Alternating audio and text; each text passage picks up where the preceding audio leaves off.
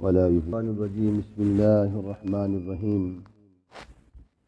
اللهم صل على محمد وعلى آل محمد. عن بريدة رضي الله تعالى عنه قال قال رسول الله صلى الله عليه وسلم: كنت نهيتكم عن زيارة القبور فزورها. رواہ مسلم. حضرت بریدہ رضی اللہ تعالیٰ عنہ سے روایت ہے، فرماتے ہیں رسول اللہ صلی اللہ علیہ وسلم نے فرمایا: میں نے پہلے تمہیں قبروں کی زیارت کرنے سے منع کیا تھا، بس اب تم زیارت کیا کرو۔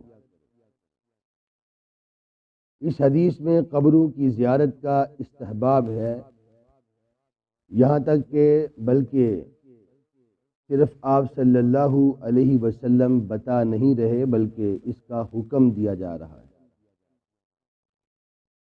پہلے اسلام کے اندر، اسلام لانے کے بعد جب اسلام آیا تو آغاز میں رسول اللہ صلی اللہ علیہ وسلم نے منع کیا تھا۔ اس کی وجہ یہ تھی کہ مسلمان جو ہے وہ اپنے جاہلیت کی وجہ سے وہاں پر جا کر قبروں کے اوپر بیٹھ جاتے اور ان سے منتیں مانگیا کرتے تھے، جیسے اس سے پہلے لوگ کیا کرتے تھے۔ رسول اللہ صلی اللہ علیہ وسلم نے اس سے منع فرمایا، اور جب لوگوں میں توحید پختہ ہو گئی، لوگوں کو اس مسئلے کا پتہ چل گیا، تو پھر آپ صلی اللہ علیہ وسلم نے نہ صرف اجازت دے دی بلکہ اس کی تاکید کی گئی تاکہ موت کا تصور انسان کے دل و دماغ میں ہر وقت جو ہے وہ باقی رہے۔ اس اجازت اور حکم میں عورتیں بھی شامل ہیں یا نہیں؟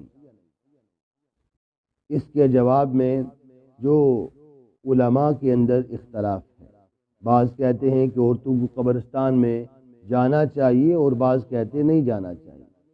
جو صحیح اور راجح وہ یہی ہے کہ عورتوں کے لیے بھی زیارت قبور جو ہے مشروع ہے، بشرطے کہ وہاں پر جا کر کوئی خلاف شرع کام نہ کرے۔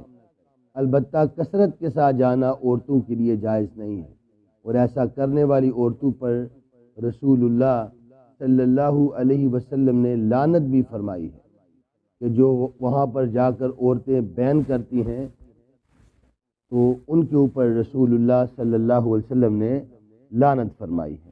تو اس حدیث سے ہمیں یہ سبق دیا جا رہا ہے کہ تم جب بھی جہاں